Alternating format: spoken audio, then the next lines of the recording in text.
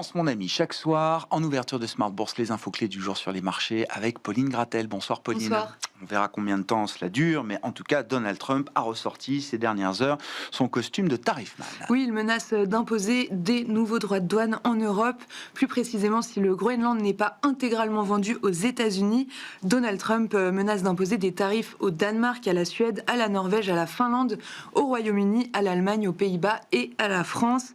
Ces droits de douane pourraient commencer le 1er février à 10% pour monter jusqu'à 25% au 1er juin si aucun accord n'est trouvé. À la suite de ces menaces, l'Union européenne, évidemment, se réunit et discute entre elles pour examiner différentes options.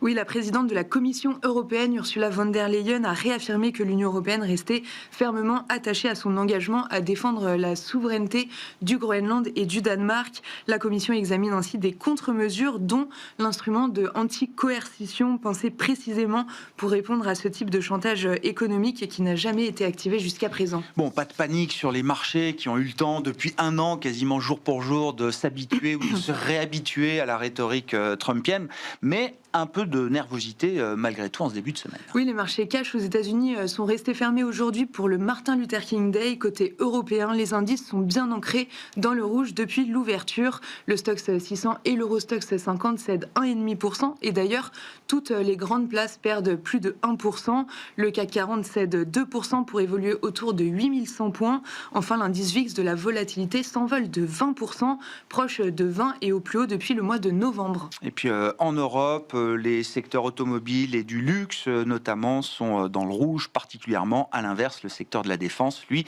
s'en sort plus que bien puisqu'il est même en territoire positif. Oui, par exemple, au sein du CAC 40, les valeurs de l'automobile sont lanterne rouge avec Stellantis et Renault qui cèdent 2 à 3% et pénalisés aussi par le luxe avec LVMH qui perd 4% et Hermès environ 3%. La défense se distingue avec en France Thales en tête du CAC avec un titre en hausse de 2%. Ailleurs en Europe, Rheinmetall gagne 3% et Saab 4%. Bon, peu de tension à signaler sur les marchés obligataires qui réagissent mesurément, j'allais dire, aux annonces de Donald Trump. En revanche, on voit un appétit renouvelé, augmenté pour un certain nombre d'actifs refuges. Oui, en Europe, le rendement allemand à 10 ans se stabilise légèrement au-delà de 2,80%. Sur le marché des échanges, le dollar cède légèrement du terrain avec un euro-dollar autour de 1,1640. Du côté des métaux, les valeurs refuges sont donc recherchées. L'or et l'argent sont au plus haut. L'argent gagne encore 5% au-delà de 90 $. On notera la progression du franc suisse également parmi les valeurs encore refuges dans le monde actuel. Et puis en parallèle, le chiffre macro du jour, on le disait Pauline, c'est la Chine qui atteint son objectif de croissance sur l'année. Oui, la Chine visait 5% de croissance en 2025, objectif atteint porté par des exportations solides, une demande qui a compensé les droits de douane imposés par Donald Trump. Mais il s'agit de l'un des rythmes les plus faibles de la décennie.